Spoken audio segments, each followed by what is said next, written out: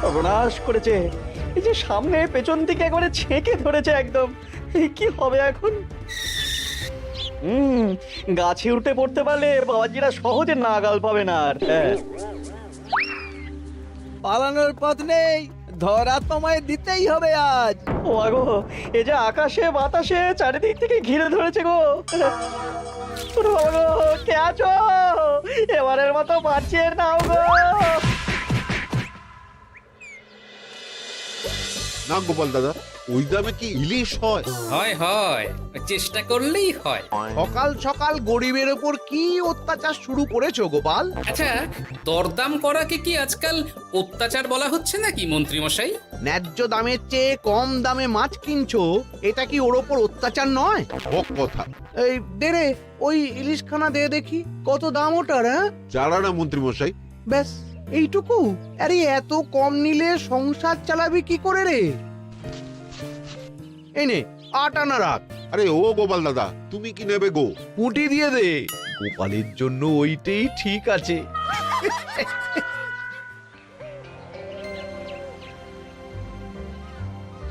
বাজার তো নয় যেন আগুন। দাও একটু জল দাও দেখি, খেয়ে প্রাণটা জুড়াই। পুঁটি মাছ কিনতেই এই অবস্থা, ইলিশ মাছ কিনতে বললে তবে কি করবে গো? ইস, ও মা গো, ইলিশের কথা শুনেই যে বিষম খেলে গো। এই জল খাও, জল খাও, জল খাও।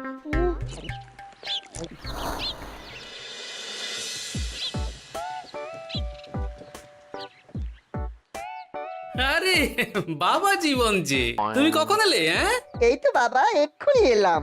ও মা, এই বাবা জীবন যে, আর মিনুমা কোথায়? তাকে দেখছি না কেন?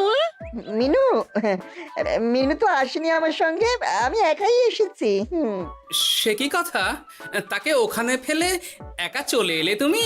সে তো আমায় ঝগড়া করে বাড়ি থেকে বার করে দিলে। হ্যাঁ, আমার তো আর যাওয়ার জায়গা নেই, তাই ভাবলাম যতদিন না আপনাদের মেয়ের মেজাজ ঠিক হচ্ছে ততদিন আমি এখানেই বেশ করেছো বাবা, বেশ করেছো।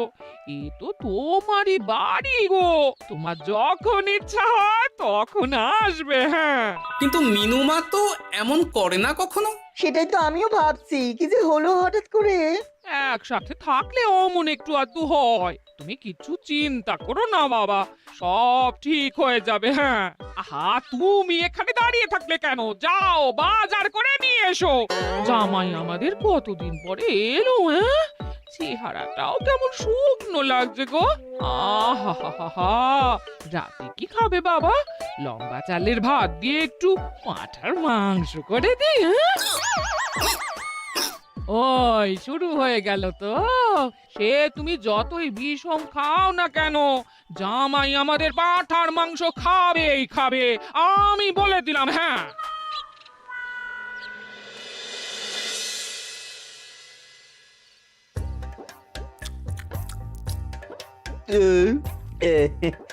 খাওয়াটা একটু বেশি হয়ে গেল। না না না, খান একশের মাংস কি আর এমন বেশি?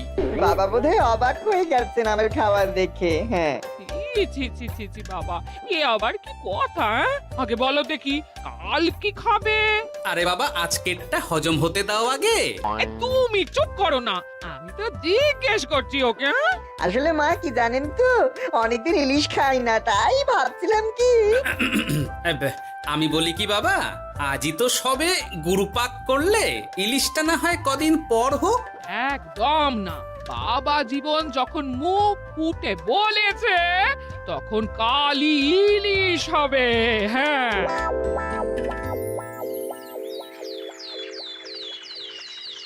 গেছে যখন যাক, বেশি ভেবে আর কি হবে। তার চেয়ে বরং গিন্নি যদি একটু তেল ঝাল দিয়ে কষিয়ে রান্না করে, অনেকদিন পর জমিয়ে ইলিশ খাওয়া যাবে। কি অত একা একা ভাবেন বলুন তো বাবা শ্বশুর? ও বাবা, তুমি আবার উদয় হলে কোত্থেকে? শ্বশুর বাড়ি এসেছি বলে কি খালি হাতে বসে থাকবো নাকি? এই একটু বাজার করে নিয়ে এলাম তাই। বাহ বাহ বাহ বাহ বাহ বাহ বাহ, কি বাজার করলে শুনি? তেমন কিছু না, ওই একটু চুনো মাছ আর কুমড়ো শাক।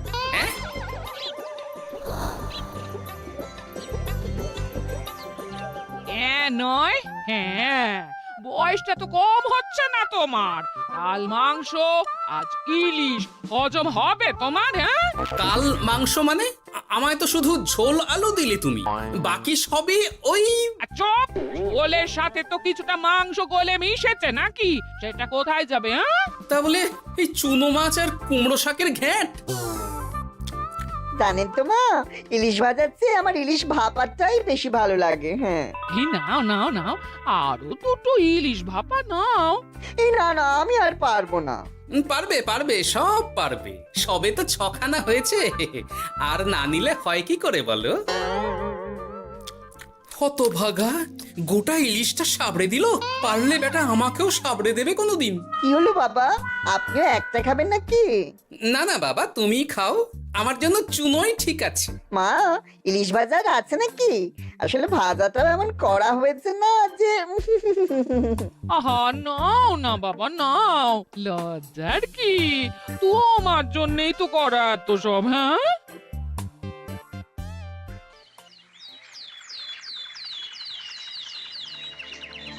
উফ, এই কতদিন পর একটু ভালো মন্দ খেয়ে গায়ে একটু গতি লেগেছে আবার। খিদেটা আরো বাড়াতে হবে। যত খিদে বাড়াবে তত পেট ভরবে, আর যত পেট ভরবে তত শরীর ফুলবে।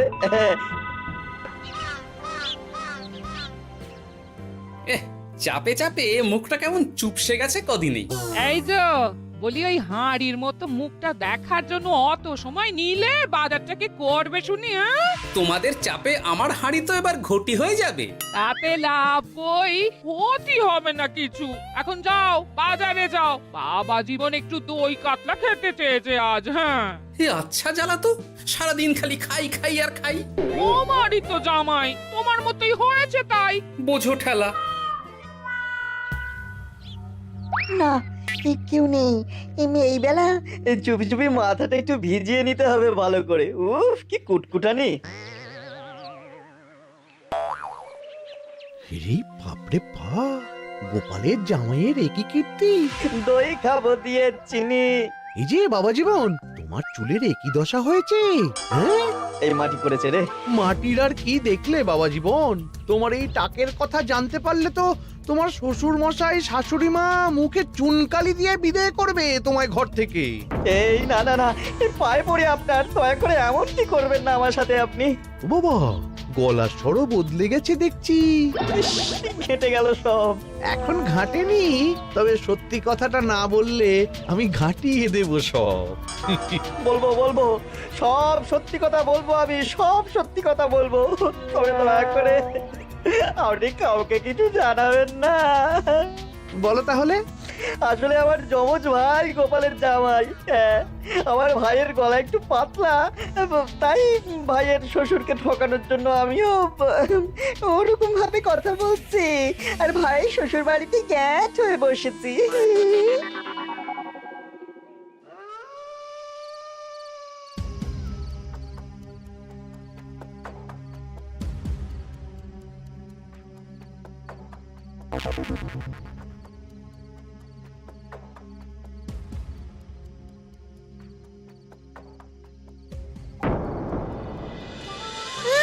আজ গোপাল দাদুর বাড়িতে ভালোই খাওয়া হবে। হ্যাঁ, হঠাৎ নিমন্ত্রণ পেলে ভালো তো লাগবেই। আরে ওই দেখ, এই সময় মন্ত্রী মশাই কার সাথে কথা বলছেন বলতো? একবার যদি বুঝিয়ে সুঝিয়ে ওর ওই জমিখানা আর যা কিছু সম্পত্তি আছে এসব হাসিল করে নিতে পারিস, তাহলেই ব্যাস। আরে এ তো আমাদের জামাই বাবু। এ যদি সত্যি সম্ভব হয় মন্ত্রী মশাই, তাহলে অর্ধেক সম্পত্তি আমি আপনার পায়ের প্রণামী দেবো, হ্যাঁ, কথা দিচ্ছি। হুম, গোপাল বাবা, এবার তোমার কি দশা হয় খালি দেখো। এই কথাগুলো গোপাল দাদুকে এক্ষুনি বলতে হবে। চল। এই কে কে কে ওখানে? কে? শিয়াল হবে হয়তো। শেয়াল? তুমি দেখলে শেয়াল ছিল? শিয়াল ছাড়া আর কি বা হবে। ও, এই ব্যাপার। তাহলে তো একটু সাবধান থাকতে হয়।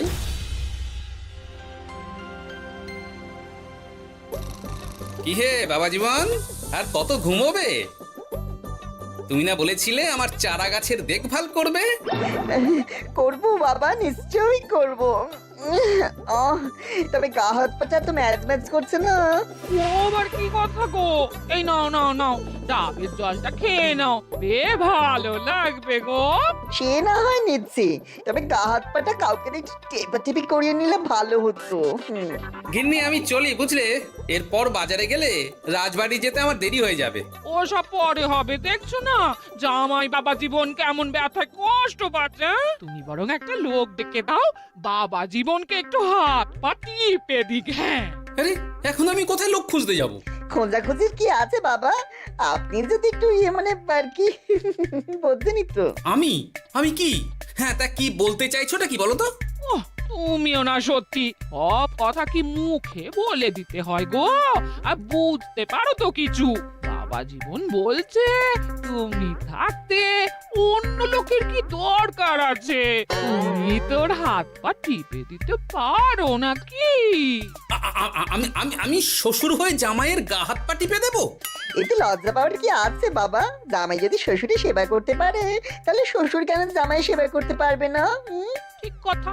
দাঁড়াও দাঁড়াও, আমি ঘর থেকে তেল এনে দিচ্ছি, তুমি ভালো করে জামাই বাবা জীবনকে একটু মালিশ করে দাও তো, বরং আরাম হবে। হ্যাঁ হ্যাঁ হ্যাঁ, আমি তেল এনে দিচ্ছি। খুব ভালো হচ্ছে বাবা। এই করে যান, একদম থামবেন না, করে যান। হতভাগা, আমার জান কয়লা করে উনি আরামে ঝিমোচ্ছেন, দিতে হয় এক। এ কি জামাইয়ের মাথার এ কি অবস্থা?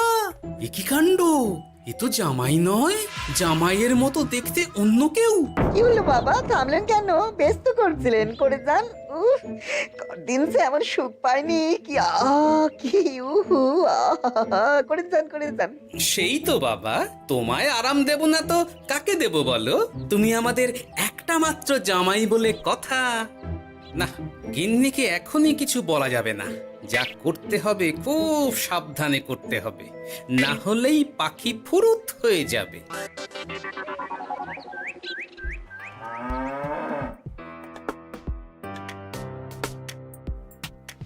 কি বাবা, তুমি এত সকালে? কিছু হয়েছে নাকি? এই তো জামাই, আমি বুঝতেই পেরেছি ওদিকে কোনো একটা ঘোট আছে। শোনো, তোমাকে এখন আমার সাথে কৃষ্ণনগর যেতে হবে, তবে ওখানে গিয়েও কিছুক্ষণ গা ঢাকা দিয়েই থাকতে হবে, সঠিক সময়ে বেরিয়ে আসবে।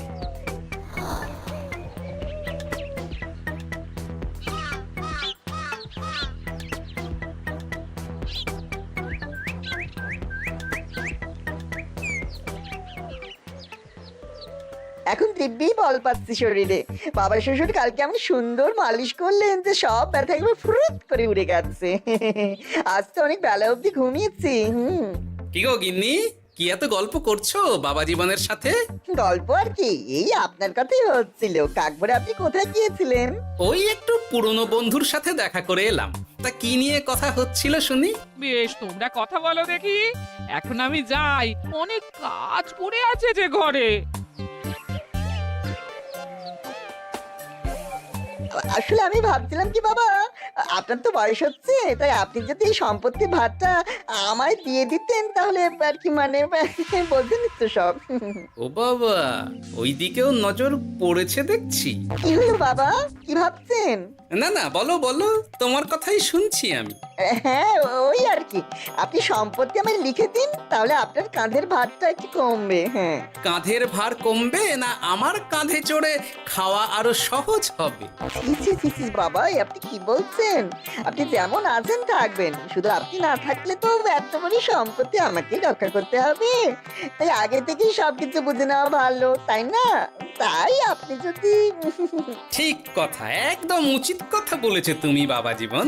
আমি আজই এক্ষুনি আমার স্থাবর অস্থাবর সব কিছুর মালিকানা দিয়ে দেব তোমাকে, তারপরেই আমার ছুটি, আমি মুক্ত। সত্যি বলছেন বাবা? আপনি আজই আমাকে লিখে দেবেন সব? কি আনন্দ! মিছে কথা কেন বলবো বাবা, তুমি তো আমার নকল জামাই নও। তুমি হচ্ছে গিয়ে আমার 7টা নয় 5টা নয় একটা একটা মাত্র আসল জামাই। কি হলো বাবা, নকল জামাইয়ের কথা শুনে বিষম খেলে নাকি? না না না না বাবা, আমি একদম ঠিক আছি।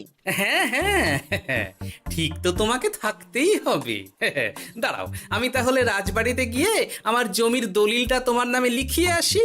বিকেলের মধ্যেই সব কাজ হয়ে যাবে। নিজের বাড়িতে থাকতে রাজবাড়িতে দলিল রেখেছেন কেন? আমার কাঁচা বাড়ি, ইঁদুর পোকামাকড়ের উৎপাত। যাই হোক, আমি এলাম। হ্যাঁ, ভূপাল রে ভূপাল, এবার খুলে যাবে তোর কপাল। হ্যাঁ, শোনো জামাই, তোমাকে কিছু কাজ করতে হবে। কি কাজ? চলো, যেতে যেতে বলছি। সবার আগে এক মুহুরির কাছে যাব, কিছু নকল কাগজপত্র বানাবো, আর তারপর তুমি সেই কাগজ নিয়ে যাবে মন্ত্রীর বাড়ি। কিন্তু কেন? কারণ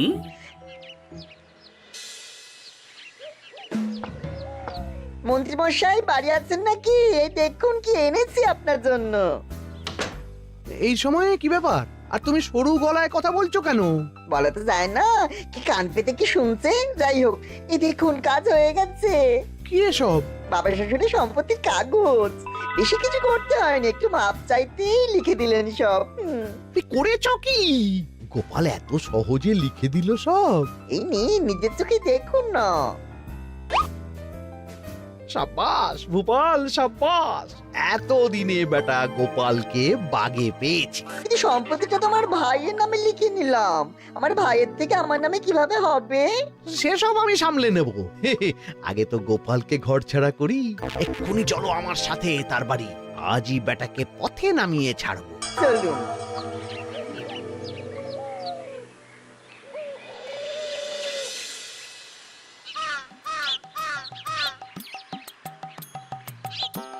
কি হলো বাবা শ্বশুর, গেলেন কই? এই তো বাবা, চলে এসেছি।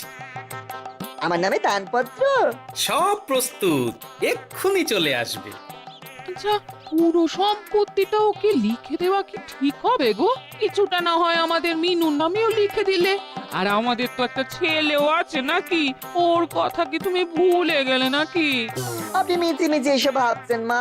আমার নামে সম্পত্তি মানে কি শুধু আমি ভোগ করবো নাকি? আমি তো এসব করছি যাতে শুধু দেখভাল করতে পারি, তাই। তবে মিছি মিছি চিন্তা করো না গিন্নি, জামাই আমাদের বুঝদার ছেলে, একা হাতে সব বুঝে নেবে। তুমি যখন বলছো তবে তাই হোক। এত কিছু করলাম, এই আনন্দে তুমি তোমার শাশুড়ি মাকে একটা প্রণাম করে নাও দেখি। নিশ্চয় নিশ্চয়, সে তো করতেই হবে।